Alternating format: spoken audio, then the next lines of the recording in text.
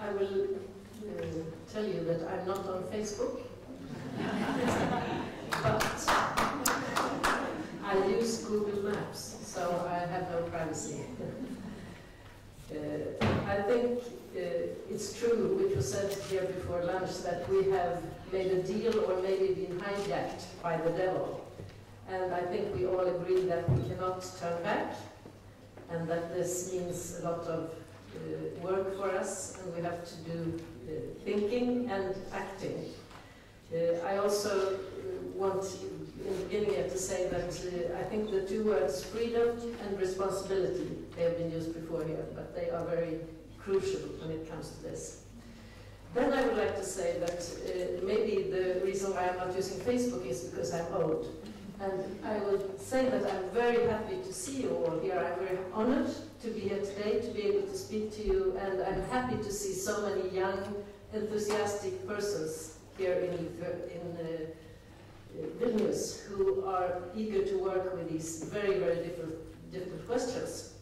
Now, the headline of my talk today would be Good Practice of Sweden, and I can tell you that will not be the case, because I have no good practice to tell you about, because we have exactly the same problems as you have, although we started in 1766.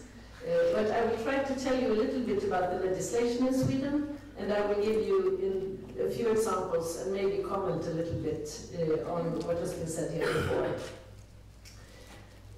The Swedish legal system in dealing with freedom of expression and the issue of hate speech makes a division between acts within the frame of the special legislation of constitutional character and the acts which are tried according to our sort of ordinary legislation.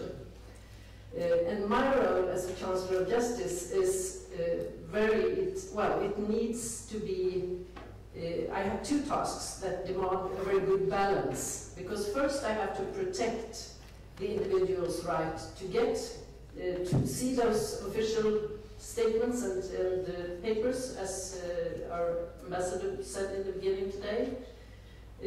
And I also have to see to it that public servants who want to give information to journalists can do this without being punished in any way and without being searched by anyone from their employer.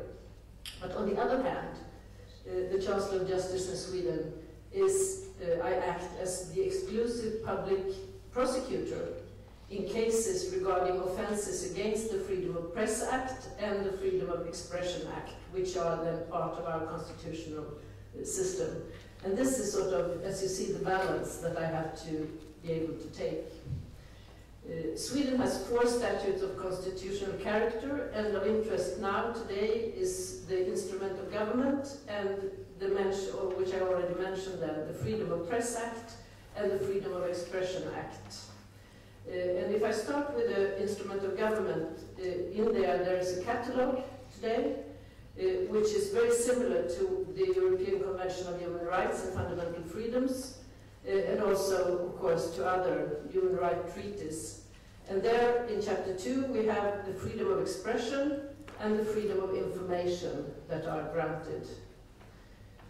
And then it says also that, according to a section here, the provisions of the freedom of press, the freedom of, I almost forget what they are called, the Freedom of Press Act and the Freedom of Expression Act, they should apply when it comes to freedom of the press and the corresponding freedom of expression. So these are sort of working together.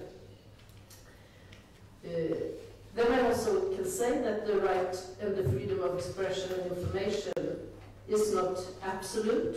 There can be made exceptions, but only if certain criteria which are put up are fulfilled. And any limitation, it says, which is just compatible with what is said in the European documents, is it must be imposed only to satisfy a purpose acceptable in a democratic society, and the limitation must never go beyond what is necessary with regard to the legitimate aim pursued. So this is also the balance here we have to take notice of. We have, for example, we have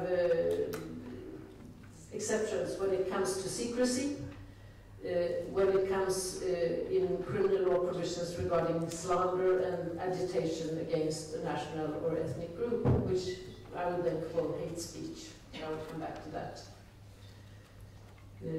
And also it says in the instrument of government that no law or other provision may be adopted which contravenes Sweden's undertakings under the European Convention. And this also applies, of course, to EU law.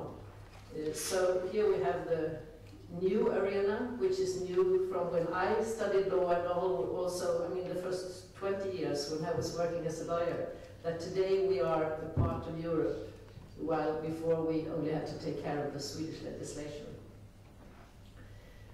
Just very short about the Freedom of Press Act and the Freedom of Expression Act. They provide specific regulations on freedom of expression in the media. And the system of protection in these are very detailed, and it's intricate, it's difficult, and it's very much in contrast, really, to most constitutional legislation, which ordinarily, as you all know, is quite generally formulated. And it's based on a number of core principles that aim to provide an especially robust protection for printed materials and certain other forms of media. And you can say that this really goes back to 1766, although there have been sort of ups and downs since then. But some of these principles I will just give you very shortly. One is the principle of exclusivity. And this means that the public institutions are prohibited from intervening against abuse of freedom unless specifically provided for in these two fundamental laws.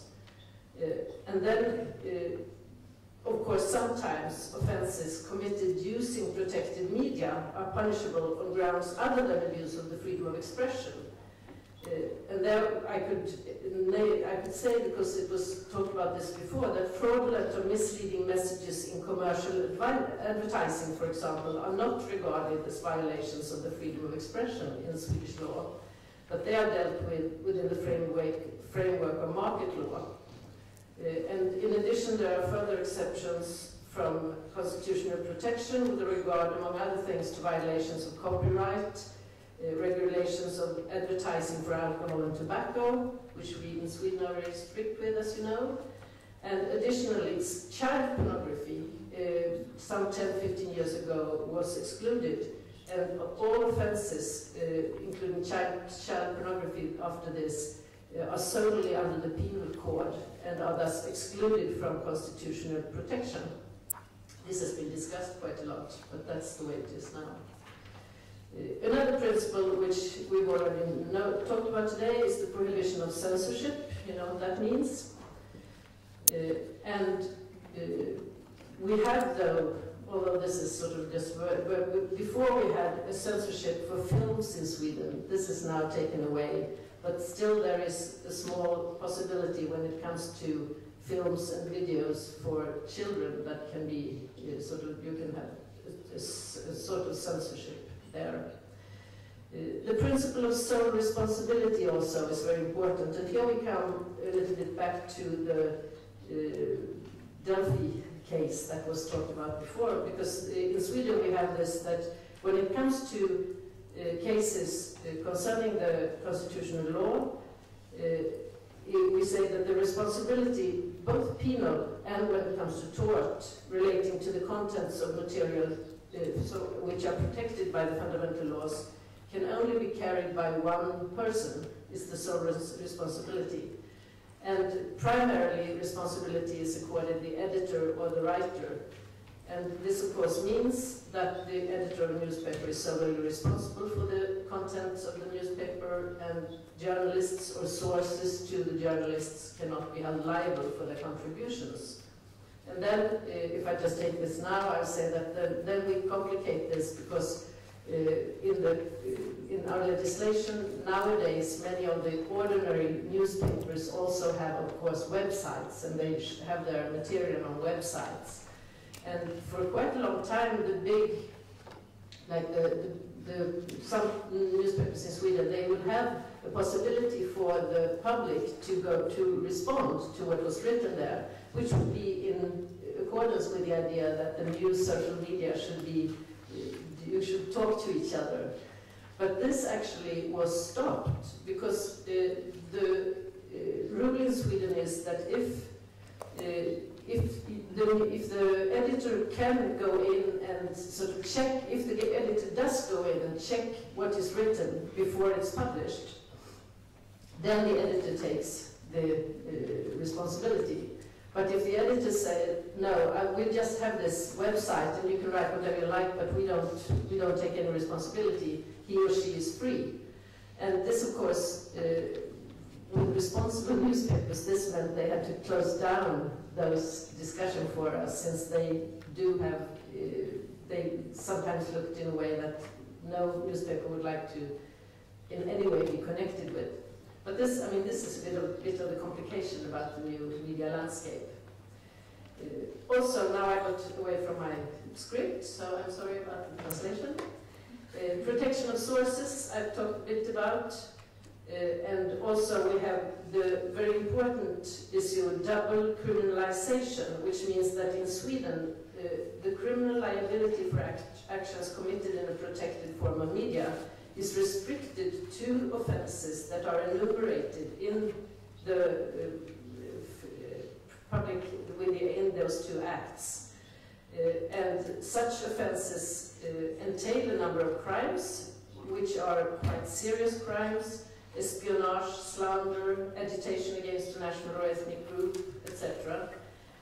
And those offences also must be criminalized under ordinary law, which in principle is the penal code. So you have to sort of find them in two places in order to use them as a crime here. And this means that if an offence is decriminalized in the penal code, liability is also excluded from the fundamental laws. This is technical thing. We also have special rules of procedure when it comes to these cases, and I will just say shortly that we have a jury here in Sweden, which we don't have it anywhere else, but this means that we have the jury system, and this meant that my first case as a chancellor, where I wanted to have a case tried, the person was acquitted, although I can say, I'm a lawyer, this was a crime. But the jury said no. And this is interesting, of course, that we should let go more than acquit, we should acquit rather than judge, but still this is a strange sort of judging, as I see it. The Swedish Freedom of the Press Act goes back, as we've said already, to 1766, while the other act here came in force in 1992. You see, that's very recent, really. And of course, this was that we wanted to include and protect utterance through more modern media. You could say that the whole idea here is that the Swedish legislation is very much based on technique. And it was printing that was sort of the base of this. And now we've included television, radio, digital media. But this creates a problem in our legislation. So this means we are talking very much about this for the moment, because we look at the technique, we do not look at what is said primarily, which is kind of an interesting way of doing it. So the Freedom of Expression Act is applicable to sound radio, television, those type of transmissions, public playback, databases, etc. And what then about websites? I will say that it is applicable to the concept of a website, but only in special occasions. And one is that the one I mentioned, that if an sort of ordinary media, like a newspaper or a television channel, also publishes on a website, then the same thing goes for that information. But on the other hand, most websites are not under my prosecutor work.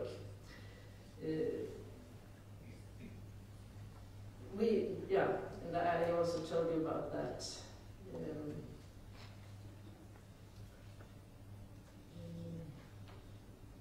Yeah, and I should also tell you that we have the idea that if someone on a website that should not really, should not be under the constitutional law, but if such a person, that could be a single person or that could be an organization, if they sort of want to get in under the constitutional law, it's possible to ask for and get a certain type of certificate. It's called a certificate of no legal impediment to publication in respect of their publicist activity. And this can be required, this is required to get this safety, and you could get this if the activity is organized in a certain manner referred to in the paragraphs here. And what this means really is that you get a little, it sort of goes up a little bit when it comes to if this is going to be punished. And also we have the principle, as I told you before, of the sole responsibility that is then applicable. And of course this means that when it comes to being a prosecutor, it's easier when it comes to websites, if I know who to prosecute, because one of the problems, of course, as we've already said about the web, is that it's anonymous, and therefore a problem, even if it's not free to do it really in reality.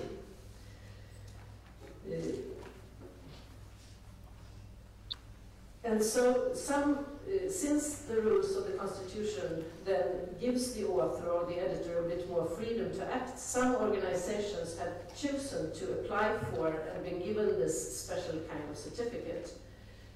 And I can tell you that those who do, we have sometimes a single person who does this. For the moment I have one person who is, he's an individual, but he is writing or you could say he's stalking another person for years almost, with slander and with very bad word and language.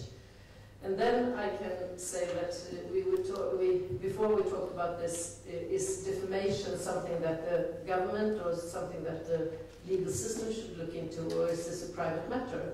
And in the Swedish legislation, to put it simply, it is a private matter most of the time. You have to act yourself. But I have the possibility as a public prosecutor in those cases to make action. And in this case, which is very, very rare in Sweden, I'm now taking action against this individual, but he has protection under the Constitution, but he's doing things that are so outrageous that I feel that the state has to sort of go in and help this individual who is now being hurt by this. But this is complicated, intrigue.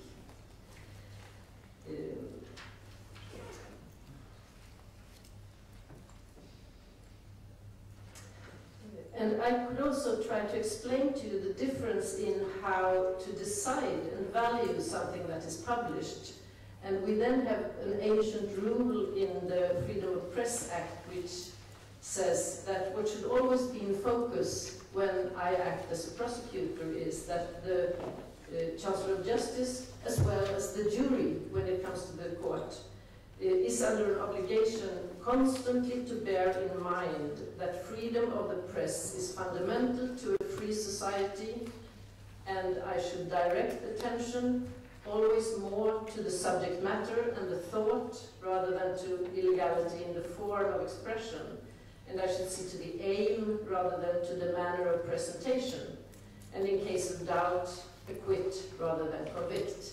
And this is a leading principle for the Chancellor and of course restricts my actions. And I would say that this sort of gives a good view of how we look at this in Sweden.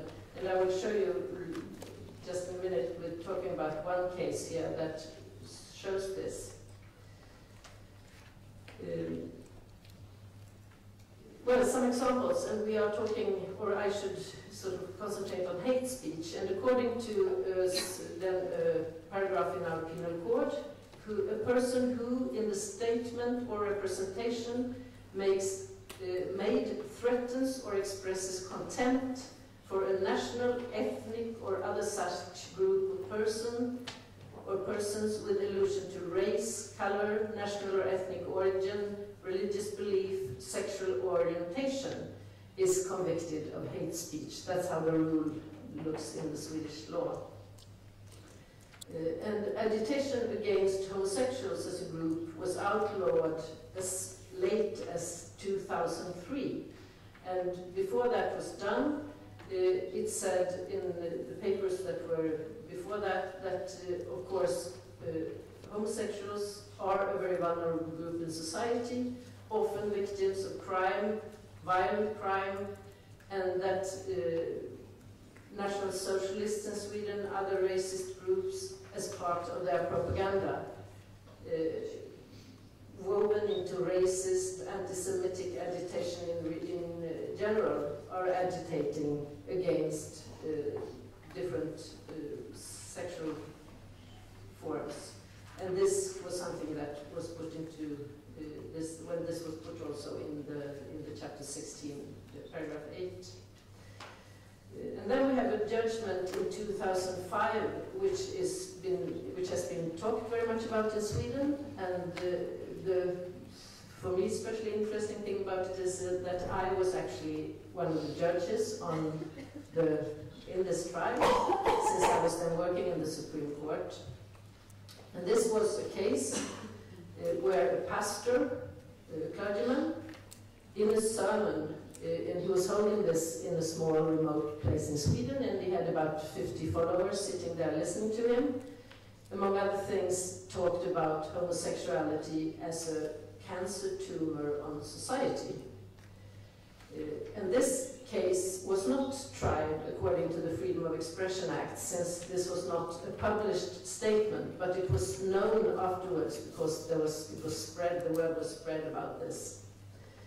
And this went through the courts in Sweden. We have 3 levels, and he was sentenced in the first instance, but he was then acquitted. And the ruling in the Supreme Court was to say that, and well, this is what has been debated, because the ruling was that according to the Swedish Penal Code and how that was to be understood, considering when these rules had been made in the Swedish law, the statements he had made could be considered to be hate speech, according to the Swedish definition. But, said the court, since the European Convention on Human Rights is part of the Swedish legislation, his statements also has to be judged according to especially Articles 9 and 10 in the Convention. And the court then concluded that the criminalization should not hinder the freedom of opinion or be a threat to freedom of opinion, and utterings that will be best discussed or criticized in a free and open debate are not to be perverted by criminalization, and so he was acquitted. And this, I mean, this is an interesting piece of thinking. Is this okay? Is this not okay? It's not okay. Of course it's not okay to do this as he did.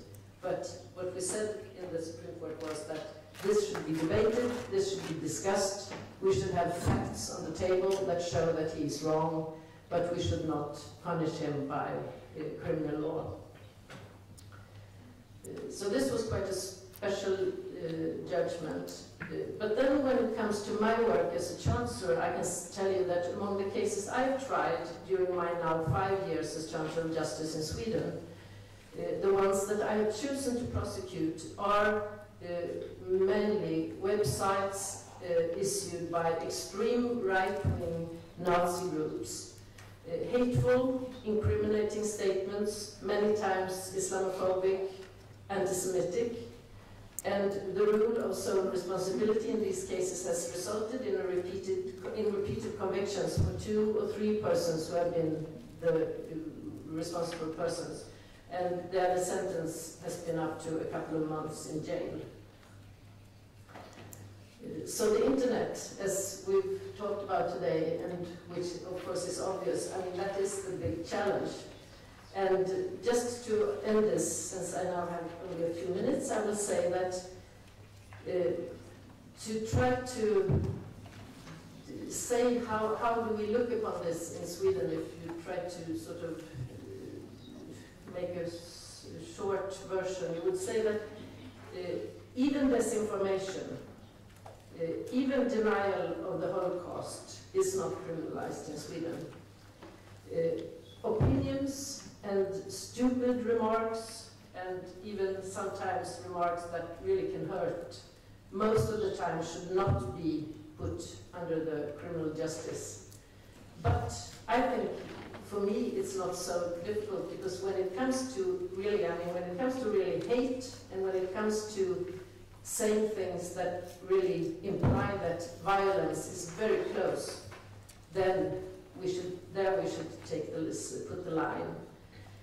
But on the whole, and the important message, I think, is that we cannot stop the internet. It's not possible. And information is important. I mean, it has drawbacks, and it also has very, very good things about it. But we have to keep talking, and we have to discuss this. And I hope, in Sweden, I must very much say that the real media, those who have ethics, they have a very big responsibility here, because they, I think, can lead this in order to make the trolls just sort of vanish.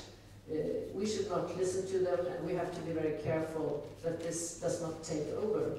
But this means a big responsibility for all of us as citizens, but also for the real ethic press and media that is so important for our democratic countries. Thank you.